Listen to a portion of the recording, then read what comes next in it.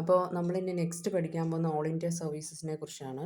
അപ്പോൾ all India services എന്ന് പറയുമ്പോൾ എന്താണെന്ന് നമുക്കറിയാം. അതായത് ഇവിടെ വർക്ക് ചെയ്യുന്ന ആൾക്കാർ അല്ലെങ്കിൽ ഓൾ ഇന്ത്യ സർവീസസ് വഴി എടുക്കുന്ന സിവിൽ സർവൻസ് എന്ന് പറയുന്നത് ബോത്ത് സെൻട്രൽ ആൻഡ് സ്റ്റേറ്റ് ഗവൺമെൻറ്റിൻ്റെ പാർട്ടായിട്ട് വർക്ക് ചെയ്യുന്നവരാണ്. അതുപോലെ സെൻട്രൽ സർവീസസുകളുണ്ട്, സ്റ്റേറ്റ് സർവീസുകളുണ്ട്. അപ്പോൾ രണ്ടും കൂടെ മിക്സ്ഡ് ആയിട്ടുള്ളതാണ് അഖിലേന്ത്യാ സർവീസസ്, ഓൾ ഇന്ത്യ സർവീസസ് എന്ന് പറയുന്നത്. അപ്പോൾ ഈ അഖിലേന്ത്യാ സർവീസ് എന്ന് പറയുമ്പോൾ ഒരു എക്സാമ്പിൾ ഏതൊക്കെയാണ്? IAS, IPS, IFS ഇതെല്ലാം വരുന്നുണ്ട്. അപ്പോൾ അതിനെ റിക്രൂട്ട് ചെയ്യാൻ വേണ്ടിയിട്ടൊരു എക്സാം നടക്കും. ഇതെല്ലാം കോമൺ ആയിട്ട് ജനറലി നമുക്കറിയാവുന്ന കാര്യങ്ങളൊക്കെയാണ്. UPSC ആണ് എക്സാം എന്ന് പറയുന്നത്. അതുവഴിയാണ് എന്ത് ചെയ്യുന്നത്?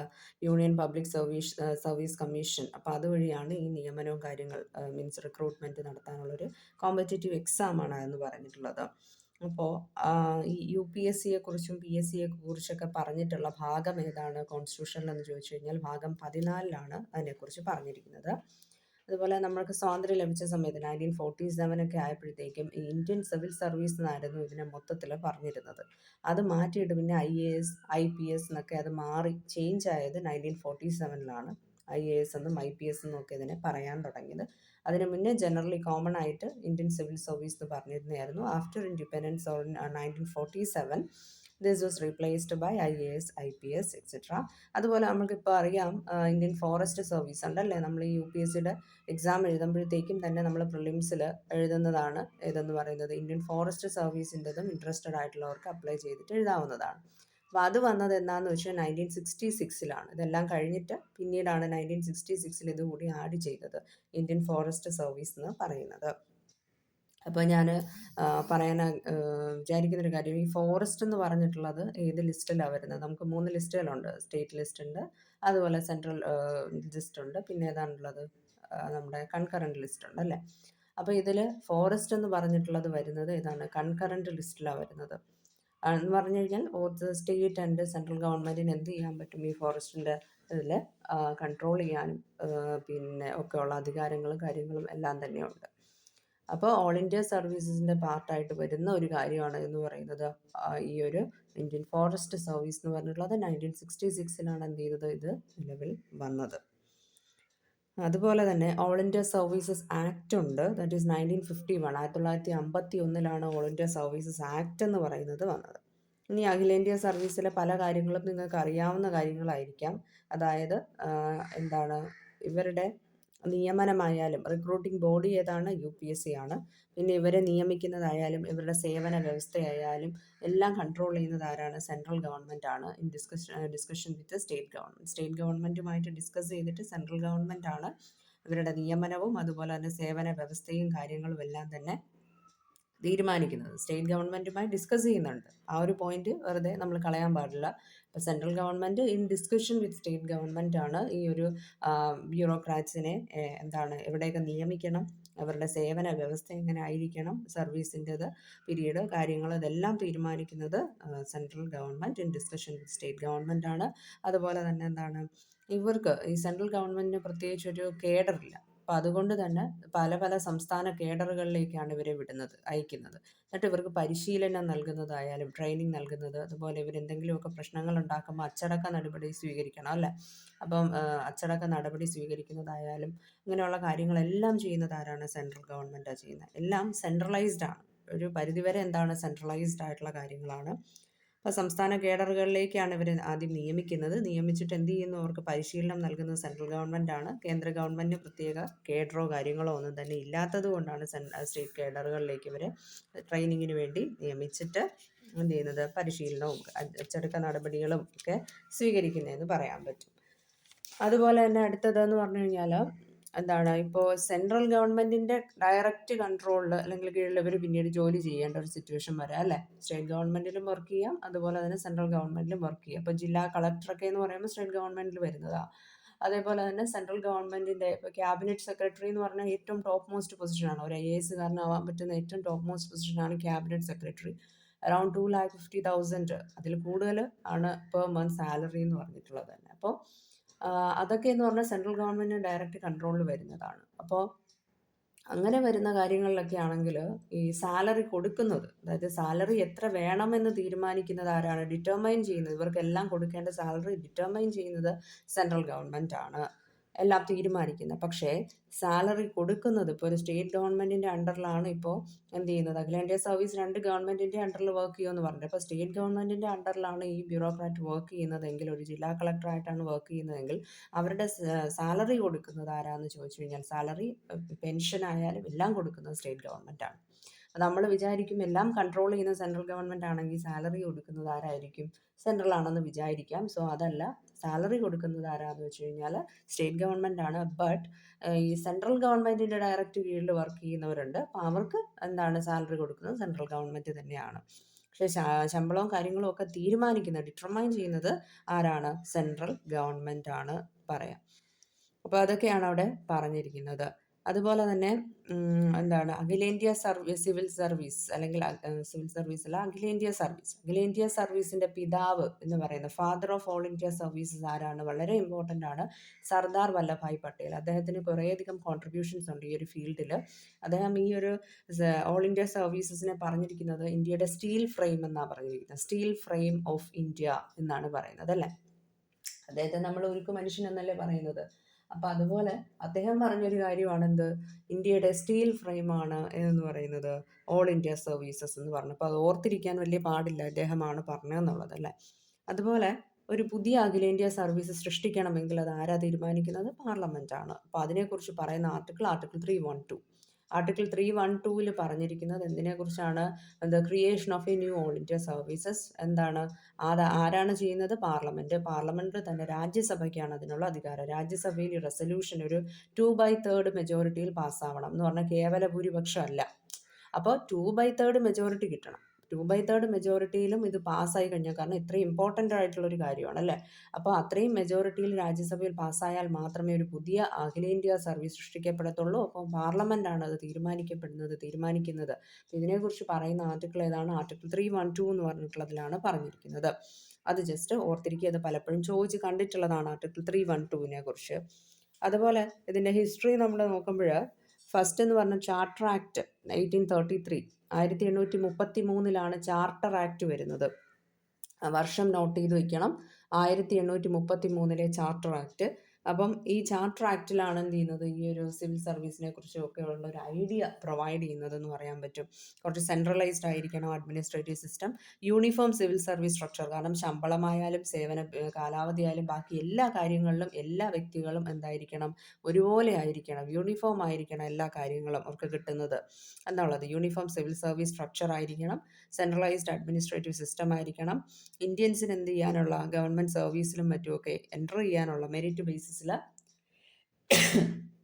എൻ്റർ ചെയ്യാനുള്ള ഒരു ഓപ്പർച്യൂണിറ്റി കൂടി പ്രൊവൈഡ് ചെയ്യുകയാണ്. പിന്നെ ഡോക്ട്രിൻ ഓഫ് പ്ലഷറിനെ കുറിച്ച് ഇതിൽ സംസാരിച്ചിട്ടുണ്ട്, അതിനെക്കുറിച്ച് ഞാൻ ഡീറ്റെയിൽ ആയിട്ട് പിന്നെ പറയും. അപ്പം ഡോക്ട്രിൻ ഓഫ് പ്ലഷർ, ഇത്രയും കാര്യങ്ങളൊക്കെ ചാർട്ടർ ആക്ടിൽ 1833-ൽ വന്നത്. അതായത് ഒരു ഐഡിയ ഇൻട്രൊഡ്യൂസ് ചെയ്തതാണ് ചാർട്ടർ ആക്ട് എന്ന് പറയുന്നത്. 1833-ലാണ് ചാർട്ടർ ആക്ട് വരുന്നത്. അതിനെക്കുറിച്ച് അതിൽ പറഞ്ഞിട്ടുണ്ട്. ഓക്കെ, അപ്പം നമ്മളെ ഇന്ത്യൻ സെൻറ്റർ ചെയ്യാൻ പറ്റുമെന്നൊക്കെ പറയുമ്പോൾ ഞാൻ ഒരു വ്യക്തിയുടെ പേര് പറഞ്ഞിട്ടുണ്ടായിരുന്നു അല്ലേ.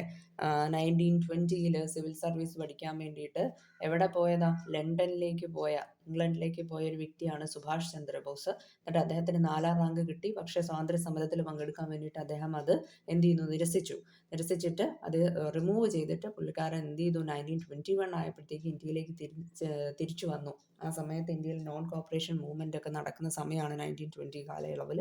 എന്നിട്ട് INC-യിലൊക്കെ ജോയിൻ ചെയ്യുകയും പിന്നെ സമരങ്ങളിൽ പങ്കാളിയാവുകയൊക്കെ ചെയ്തൊരു വ്യക്തിയാണ്. അപ്പോൾ അതുപോലെ തന്നെ എൻ്റെ ഊഹം കറക്റ്റാണെങ്കിൽ പിന്നെ സത്യേന്ദ്രനാഥ ടാഗോറാണ് ആദ്യമായിട്ട് പിന്നെ നമ്മുടെ ഇന്ത്യയിലുണ്ടായ ഒരു civil servant. First civil servant, Indian civil servant ആരാന്ന് ചോദിച്ചു കഴിഞ്ഞാൽ സത്യേന്ദ്രനാഥ ടാഗോറാണ്. ഓക്കെ, അപ്പോൾ അദ്ദേഹം, പേര് കേൾക്കുമ്പോൾ തന്നെ അറിയാം അദ്ദേഹം ആരുടെ സഹോദരനാണ്, രവീന്ദ്രനാഥ് ടാഗോറിൻ്റെ സഹോദരനാണ്. 1863-ലാണ് അദ്ദേഹം ബ്രിട്ടീഷ് മോണോപോളിയെ തകർത്തുകൊണ്ട് ആദ്യമായിട്ട് സിവിൽ സർവീസിൽ എൻ്റർ ചെയ്യുന്ന ഒരു ഇന്ത്യനായിട്ട് മാറിയത്. ഓക്കെ, അത് ജസ്റ്റ് ഓർത്തിരിക്കുക. ഫസ്റ്റ് സിവിൽ സർവൻ്റ് ആണ്, ഓക്കെ. 1863-ലാണ് അദ്ദേഹം എൻ്റർ ചെയ്യുന്നത്. ഇനി അത് കഴിഞ്ഞിട്ടാണ് മെക്കാലെ റിപ്പോർട്ട്. 1854-ലാണ് മെക്കാലെ റിപ്പോർട്ട്. ഇയേഴ്സ് വളരെ ഇമ്പോർട്ടൻ്റ് ആണ്, നോട്ട് ചെയ്ത് വയ്ക്കുക. അപ്പം ഇതെന്ന് പറയുന്നത് അതിന് മുന്നേയൊക്കെ പാട്രണേജ് സിസ്റ്റം ആയിരുന്നു ഉണ്ടായിരുന്നത്. പാട്രണേജ് സിസ്റ്റം എന്ന് പറഞ്ഞു കഴിഞ്ഞാൽ എന്താണ്? ഒരാൾക്ക് ഇപ്പം പണവും കാര്യങ്ങളും ഉണ്ടെങ്കിൽ ആ പണം വെച്ചിട്ട് അയാൾ വേറൊരാളെ ജോലിക്ക് കയറ്റും. പക്ഷെ തിരിച്ച് അയാൾ എന്താ ചെയ്തു കൊടുക്കുക? ജോലിക്ക് കയറ്റിയ ആൾ അല്ലെങ്കിൽ ജോലിക്ക് കയറിയ ആൾ ഇൻ റിട്ടേൺ ഈ കയറ്റിയ ആൾക്ക് എന്ത് ചെയ്യണം? പൊളിറ്റിക്കലി അല്ലെങ്കിൽ ഫിനാൻഷ്യലി ഒക്കെ സപ്പോർട്ട് ചെയ്യണം. അങ്ങനെ ഒരു കോംപ്രമൈസിൽ എന്ത് ചെയ്യുന്നു? ഇവരെ ജോലിക്ക് കയറ്റുന്നതാണ് പാട്രണേജ് സിസ്റ്റം. അതിനെ എലിമിനേറ്റ് ചെയ്തിട്ട് ഈ സിവിൽ സർവീസ് പോലുള്ള കാര്യങ്ങളിൽ എന്ത് വേണം? ഒരു കോമ്പറ്റേറ്റീവ് എക്സാം നടത്തണം. ബൗദ്ധികമായിട്ടുള്ള രീതിയിൽ വേണം അത് പോകാമെന്ന് തീരുമാനിച്ചത്, അല്ലെങ്കിൽ തീരുമാനമെടുത്തത് മെക്കാളെ റിപ്പോർട്ട് 1854 അത് വളരെ ഇമ്പോർട്ടൻ്റ് ആണ്. പിന്നീടാണ് നമുക്ക് UPSCയും PS ഇതൊക്കെ കാര്യങ്ങളൊക്കെ വന്ന് റിക്രൂട്ട്മെൻറ്റ് ബോഡി, കോമ്പറ്റേറ്റീവ് എക്സാം ഇതെല്ലാം വന്നത്. അപ്പോൾ ഇത് ഓരോ ഇതിനും എന്താണ് നമ്മളിപ്പോൾ ഉള്ള കാര്യങ്ങളിലെല്ലാം ഡിസിഷൻ എടുക്കുന്നതിൽ പണ്ടുണ്ടായിരുന്ന നിയമങ്ങൾക്കും എല്ലാം വളരെയധികം ഇമ്പോർട്ടൻസ് ഉണ്ട്. അപ്പോൾ മെക്കാലെ റിപ്പോർട്ടിൽ they eliminated the patronage system and introduced the competitive exam. അപ്പോൾ മെക്കാലെ റിപ്പോർട്ട് എന്നായിരുന്നു? 1854 1833 ചാർട്ടർ ആക്ട് എന്ന് പറഞ്ഞിട്ടുള്ളത്. ഓക്കെ, പിന്നെ ഉള്ളത് നമ്മുടെ ഗവൺമെൻറ് ഓഫ് ഇന്ത്യ ആക്ട് ആണ് 1919 അല്ലേ? 1919 ഗവൺമെൻറ് ഓഫ് ഇന്ത്യ ആക്ട്. അപ്പം ഈ ഗവൺമെൻറ് ഓഫ് ഇന്ത്യ ആക്ടിൽ എന്ന് പറഞ്ഞ സബ്ജക്റ്റുകളെയൊക്കെ രണ്ടായിട്ട് ഡിവൈഡ് ചെയ്തു. ഡയാർക്കി, അതായത് രണ്ടായിട്ട് ഡിവൈഡ് ചെയ്തു സബ്ജക്റ്റുകൾ. ഒന്ന് റിസർവ്ഡ് സബ്ജക്റ്റും ഒന്ന് ട്രാൻസ്ഫേർഡ് സബ്ജക്റ്റും. റിസർവ്ഡ് സബ്ജക്റ്റ് എന്ന് പറഞ്ഞു കഴിഞ്ഞാൽ ഗവർണർ ജനറലും അദ്ദേഹത്തിൻ്റെ കൂടെയുള്ള എക്സിക്യൂട്ടീവ് കൗൺസിൽസ് അല്ലെങ്കിൽ ബ്യൂറോക്രാറ്റ്സും മാത്രം മാനേജ് ചെയ്യുന്ന കാര്യങ്ങളാണ്. എന്ന് വെച്ചാൽ ഭയങ്കര ക്രിട്ടിക്കൽ ആയിട്ടുള്ള വിഷയങ്ങൾ, ഇപ്പം നമ്മളെ finance, land revenues, law and order, ഈ കാര്യങ്ങളെല്ലാം ക്രിട്ടിക്കൽ ഏരിയാസ് ആണ്. അപ്പോൾ ഇതെല്ലാം കൺട്രോൾ ചെയ്യുന്ന ഗവർണർ ജനറലും അദ്ദേഹത്തിനോടൊപ്പമുള്ള എക്സിക്യൂട്ടീവ് കൗൺസിൽസിൽ ഉള്ള മെമ്പേഴ്സും അല്ലെങ്കിൽ ബ്യൂറോക്രാറ്റ്സും ഒക്കെയാണ് കൺട്രോൾ ചെയ്യുന്നത്. അതെല്ലാം റിസർവ്ഡ് സബ്ജക്ട്സ് ആണ്, റിസർവ്ഡ് ആണ്, അതിൽ വേറെ ആർക്കും ഇടപെടാൻ പറ്റില്ല. ട്രാൻസ്ഫേർഡ് സബ്ജക്റ്റ് ആണ് എന്തെന്ന് പറഞ്ഞാൽ ഗവർണർ ജനറലും ഇന്ത്യൻ മിനിസ്റ്റേഴ്സും കൂടെ തീരുമാനിക്കുന്നത്. അപ്പം ട്രാൻസ്ഫേർഡ് സബ്ജക്ട്സ് എന്ന് പറഞ്ഞാൽ അതിൽ മറ്റേ ഇന്ത്യൻസിനെയും കൂടെ ഉൾപ്പെടുത്തിയിട്ടുള്ള തരത്തിൽ എന്ത് ചെയ്യാൻ പറ്റും?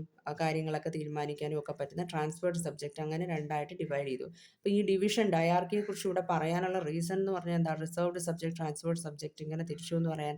ഇപ്പം നമ്മുടെ ഇന്ത്യയിലായാലും എക്സിക്യൂട്ടീവും ഉണ്ട്. അതായത് എക്സിക്യൂട്ടീവിൽ തന്നെ രണ്ടായിട്ടുണ്ട് അല്ലേ? പെർമനൻറ്റും ഉണ്ട്, ടെമ്പററിയും ഉണ്ട്. ടെമ്പററി ആരാണ്? നമ്മുടെ cabinet ministers, prime minister, president, ഇവരെല്ലാം ടെമ്പററി ആയിട്ടുള്ളതാണ്. 5 വർഷം കഴിയുമ്പോൾ അടുത്ത ആൾക്കാർ വരും.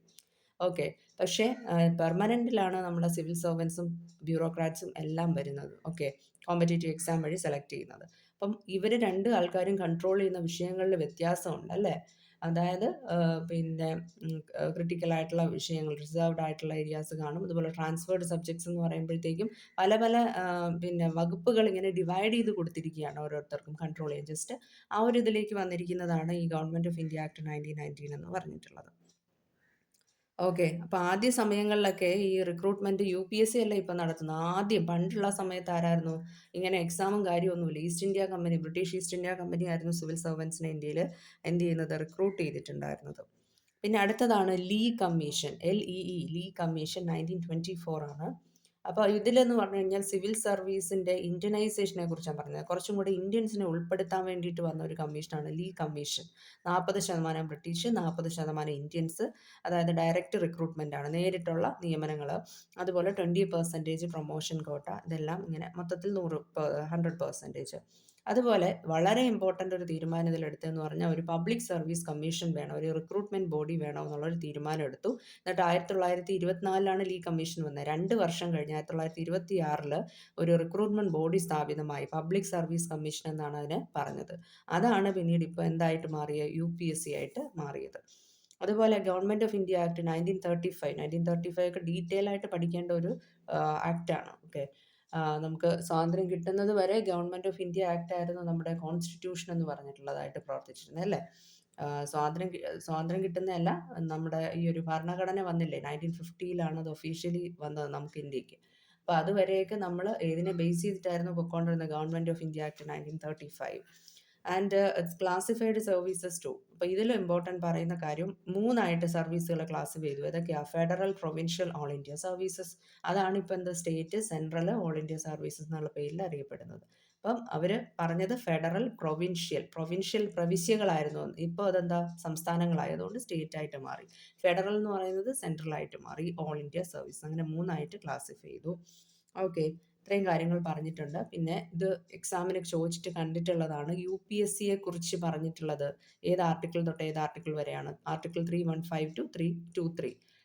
അപ്പം ഇതിൽ 320 ആർട്ടിക്കിൾ 320 UPSCയുടെ ഫംഗ്ഷനെ കുറിച്ച് പറയുന്നത്. UPSC വേണം അല്ലെങ്കിൽ എസ്റ്റാബ്ലിഷ്മെന്റ് ഓഫ് UPSCയെ കുറിച്ച് പറഞ്ഞിരിക്കുന്നത് 315, ഫംഗ്ഷൻസിന് 320. എവിടം തൊട്ട് എവിടം വരെയാണ് പറഞ്ഞിരിക്കുന്നത് UPSCയെ പറ്റി? 315 to 323. ഓക്കെ. അടുത്തതാണ് ആർട്ടിക്കിൾ 309 എന്ന് പറയുന്നത്. ആർട്ടിക്കിൾ 309 പറയുന്നതെന്ന് പറഞ്ഞു കഴിഞ്ഞാൽ റിക്രൂട്ട്മെന്റ് ആൻഡ് സർവീസ് കണ്ടീഷൻസിനെ കുറിച്ചാണ് പറയുന്നത്. അതായത് നമ്മുടെ പാർലമെന്റിനാണ് അധികാരമുള്ളത് എന്തിന്? ഇവരെ നിയമിക്കാനും അതുപോലെ തന്നെ ഇവരുടെ റിക്രൂട്ട്മെന്റ് ആയാലും ഇവരെ സർവീസ് കാര്യങ്ങൾ നോക്കാനായാലും അതുപോലെ തന്നെ സർവീസ് റൂൾസ്, അവരുടെ പ്രൊമോഷൻ, അതുപോലെ തന്നെ അവരുടെ സാലറി, ഈ കാര്യങ്ങളിലെല്ലാം തീരുമാനം എടുക്കാനുള്ള അധികാരം എന്ന് പറയുന്നത് എന്താണ്? ഇപ്പൊ സാലറി ഒക്കെ കൂട്ടണോ കുറയ്ക്കണോ, സർവീസ് കാലാവധി എങ്ങനെ ആയിരിക്കണം, അവരെ പ്രൊമോട്ട് ചെയ്യണോ വേണ്ടേ, ഇതെല്ലാം പ്രൊമോഷനും കാര്യങ്ങളും ഇതെല്ലാം ത്തിനും ആർക്കാണ് അധികാരമുള്ളത്? പാർലമെന്റിനാണ് അധികാരം ഉള്ളത്. Empowers the parliament. ആർട്ടിക്കിൾ 309 അതിനെക്കുറിച്ച് പറഞ്ഞിരിക്കുന്നത്. ആർട്ടിക്കിൾ 310 എന്ന് പറഞ്ഞിട്ടുള്ളതിൽ 310, അപ്പം ഇതും ചോദിച്ച് കണ്ടിട്ടുള്ളതാണ്. ഡോക്ട്രിൻ ഓഫ് പ്ലഷറിനെ കുറിച്ചാണ് പറഞ്ഞിരിക്കുന്നത്. എന്ന് വെച്ചാൽ പണ്ട് കാലങ്ങളിൽ ബ്രിട്ടീഷ് രാജാവ് അല്ലെങ്കിൽ രാജ്ഞിമാരൊക്കെ ആയിരുന്നല്ലോ ബ്രിട്ടനിൽ ഭരിച്ചിരുന്നത്. ആ സമയത്ത് അവിടെ വർക്ക് ചെയ്തിരുന്ന ഇതുപോലുള്ള ഉദ്യോഗസ്ഥരെയൊക്കെ അവർക്ക് അവരുടെ പ്രീതിക്ക് അനുസരിച്ചിട്ട് നിർത്താം, അവിടെ ജോലി ചെയ്യിപ്പിക്കാം. ഇനി അവർക്ക് ഇഷ്ടക്കേടുണ്ടാവുന്ന എന്തെങ്കിലും ചെയ്തു കഴിഞ്ഞാൽ അവർക്ക് അപ്പോഴും തന്നെ പറഞ്ഞു വിടാം, യാതൊരു ചോദ്യമോ പറച്ചിലോ ഒന്നുമില്ല. അതിനെയാണ് ഡോക്ട്രിൻ ഓഫ് പ്ലഷർ എന്ന് പറയുന്നത്. ഇപ്പോൾ ബ്രിട്ടീഷ് കോമൺ ലോയിൽ നിന്ന് സ്വീകരിച്ചിട്ടുള്ളതാണ് ഈ ഒരു ഡോക്ട്രിൻ ഓഫ് പ്ലഷർ എന്ന് പറയുന്നത്. ആർട്ടിക്കിൾ 310 ഇത് ഇൻക്ലൂഡ് ചെയ്തിട്ടുള്ളത്. എന്ന് പറഞ്ഞാൽ സിവിൽ സർവൻസ് എന്ന് പറയുന്നത് ദേ വർക്ക് അല്ലെങ്കിൽ they hold their office during the pleasure of the president. പ്രസിഡന്റിന്റെ പ്രീതിക്ക് അനുസരിച്ചിട്ട് വേണം എന്ത് ചെയ്യുന്ന സിവിൽ സർവൻസ് അവരുടെ ഓഫീസ് ഹോൾഡ് ചെയ്യാൻ എന്നാണ് പറഞ്ഞിരിക്കുന്നത്. അപ്പോൾ പ്രീതിക്കെതിരാണെങ്കിൽ അവർക്ക് എന്തെങ്കിലും ഇഷ്ടക്കേടുണ്ടായാൽ പിരിച്ചുവിടാം എന്നുള്ള രീതിയിൽ പറഞ്ഞിരിക്കുന്നതാണ്. പക്ഷേ അപ്പോൾ നിങ്ങൾക്ക് ഡൗട്ട് വരും, അത് ഞാൻ അടുത്ത ആർട്ടിക്കിൾ പറയുമ്പോൾ മനസ്സിലാവും. അപ്പോൾ സ്റ്റേറ്റിലാണെങ്കിൽ എന്താണ്, നമ്മുടെ KS പോലുള്ള എക്സാം എഴുതിയിട്ട് നമ്മൾ ഡെപ്യൂട്ടി കളക്ടറൊക്കെ ആവുന്നതെല്ലാം സ്റ്റേറ്റിൻ്റെ കൺട്രോളിലാണല്ലോ. അപ്പോൾ ഈ സ്റ്റേറ്റിൻ്റെ ഗവർണറാണ് അവിടെ പ്രസിഡന്റിന് പകരം വരുന്ന ആൾ. അപ്പോൾ ഗവർണറിൻ്റെ പ്രീതിക്ക് അനുസരിച്ച് വേണം വർക്ക് ചെയ്യാനായിട്ട്. ഇപ്പോൾ കേരളത്തിൽ നമ്മുടെ ഗവർണർ ആരിഫ് മുഹമ്മദ് ആയിരുന്ന സമയത്ത് പുള്ളിക്കാരൻ ഒരു ഡയലോഗ് പറഞ്ഞിട്ടുണ്ടായിരുന്നു, ഞാൻ ഫിനാൻസ് മിനിസ്റ്ററിനെ പിരിച്ചുവിടും എന്നിങ്ങനെ പറഞ്ഞിട്ടുണ്ടായിരുന്നു. എന്തുകൊണ്ടാണ് അദ്ദേഹത്തിന് അത് പറയാൻ പറ്റിയതെന്ന് ചോദിച്ചു കഴിഞ്ഞാൽ ഈ ഡോക്ട്രിൻ ഓഫ് പ്ലഷർ ഉള്ളത് കൊണ്ടാണ്. അതായത് അദ്ദേഹത്തിൻ്റെ പ്രീതിക്ക് അനുസരിച്ച് നിന്നില്ല അല്ലെങ്കിൽ എതിരായിട്ട് നിൽക്കുവാണെങ്കിൽ അല്ലെങ്കിൽ എന്തെങ്കിലും ഒരു ഇഷ്ടക്കേട് ഉണ്ടാവുകയാണെങ്കിൽ തീരുമാനം എടുക്കാനായിട്ട് പറ്റും. പക്ഷേ ഇവർക്ക് പ്രൊട്ടക്ഷൻ കൊടുത്തിട്ടുണ്ട്. എന്ന് വെച്ച് കഴിഞ്ഞാൽ ആർട്ടിക്കിൾ 311 എന്ന് പറഞ്ഞിട്ടുള്ളത് വെച്ചിട്ട് എന്താണ്, ഇവർക്ക് സേഫ് ഗാർഡ്സ് ഉണ്ട്. സിവിൽ സർവൻസിനെ പെട്ടെന്നൊന്നും ഡിസ്മിസ് ചെയ്യാൻ പറ്റില്ല. അവരുടെ വാദം കേൾക്കാനും അവരുടെ ഒരുപാട് പ്രോസസ്സും കാര്യങ്ങളും ഒക്കെ ഉണ്ട്. അതുകൊണ്ട് പെട്ടെന്ന് പറ്റില്ല. അവർക്ക് പ്രൊട്ടക്ഷൻ ഉണ്ട്, സേഫ് ഗാർഡ്സ് ഉണ്ട്. അത് ആർട്ടിക്കിൾ 311 പറഞ്ഞിരിക്കുന്ന കാര്യമാണ്. അതുപോലെ ഗവർണർക്ക് ഇങ്ങനെ ഒരു തീരുമാനം എടുക്കണമെങ്കിലും കൗൺസിൽ ഓഫ് മിനിസ്റ്റേഴ്സിൻ്റെ എയ്ഡും അഡ്വൈസും കാര്യങ്ങളും ഒക്കെ വേണമെന്ന് പിന്നീട് സുപ്രീം കോടതി വിധിയൊക്കെ ഉണ്ടായ കാര്യങ്ങൾ. അപ്പോൾ ജസ്റ്റ് ഡോക്ട്രിൻ ഓഫ് പ്ലഷർ എന്ന് പറയുന്നത് ഇംഗ്ലീഷ് കോമൺ ലോയിൽ നിന്ന് സ്വീകരിച്ചിട്ടുള്ള അന്നത്തെ ആ രാജഭരണ സമയത്ത് നടന്നിരുന്ന ഒരു കാര്യമാണ്. അത് ജസ്റ്റ് പറഞ്ഞിരിക്കുന്നതാണ്. അതുപോലെ തന്നെ ഈ ഇന്ത്യൻ സിവിൽ സർവീസിൻ്റെ അല്ലെങ്കിൽ ഓൾ ഇന്ത്യ സർവീസസിൻ്റെ ഫീച്ചേഴ്സ് എന്തൊക്കെയാണ്? ഡ്യുവൽ സിസ്റ്റമാണ്. ബാക്കിയെല്ലാം നമ്മൾ പറഞ്ഞിട്ടുള്ള കാര്യമാണ്. സെൻട്രൽ ഗവൺമെൻറ് ആണ് റിക്രൂട്ട്മെൻറ്റ്, ട്രെയിനിങ്, ഡിസിപ്ലിൻ ഒക്കെ ഹാൻഡിൽ ചെയ്യുന്നത്. സ്റ്റേറ്റ് ഗവൺമെൻറ് എന്ന് പറയുന്നതാണ് അവരുടെ ദൈനംദിന അഡ്മിനിസ്ട്രേഷനും സാലറിയും പെൻഷനും ഇതെല്ലാം മാനേജ് ചെയ്യുന്നത്. അതുപോലെ തന്നെ ഇത്രയും കാര്യങ്ങളാണ് അതുമായി ബന്ധപ്പെട്ടിട്ട് പറഞ്ഞിരിക്കുന്നത്. അപ്പോൾ ഡോക്ട്രിൻ ഓഫ് പ്ലഷറിനെ കുറിച്ച് നമുക്ക് ഡീറ്റെയിൽ ആയിട്ട് തന്നെ നോക്കാനായിട്ടുണ്ട്. അതെങ്ങനെയാണ് വന്നത്, പിന്നെ അതുമായി റിലേറ്റ് ചെയ്തിട്ടുള്ള കാര്യങ്ങൾ, ഇത് പറഞ്ഞിട്ടുള്ള ഒരു ഏത് ആക്റ്റിലാണ് പറഞ്ഞിട്ടുള്ളത്, ചാർട്ടർ ആക്റ്റിൽ ഈ ഡോക്ട്രിൻ ഓഫ് പ്ലഷറിനെ കുറിച്ചിട്ടൊക്കെ പറഞ്ഞിട്ടുണ്ട്. കേരളത്തിലെ സിറ്റുവേഷനിൽ കേരളത്തിലും ഇങ്ങനെ ഒരു പ്രതിസന്ധി ഉണ്ടായിട്ടുണ്ട്. ഡോക്ട്രിൻ ഓഫ് പ്ലഷറിൻ്റെ കാര്യമൊക്കെ പറഞ്ഞിട്ടുണ്ട് കേരളത്തിലും. അപ്പോൾ അതെല്ലാം ജസ്റ്റ് നോക്കണം. കോൺട്രവേഴ്സി കേരളത്തിൽ എന്തായിരുന്നു എന്നുണ്ടായിരുന്ന കോൺട്രവേഴ്സി എന്നുള്ളത് നോക്കേണ്ടതാണ്.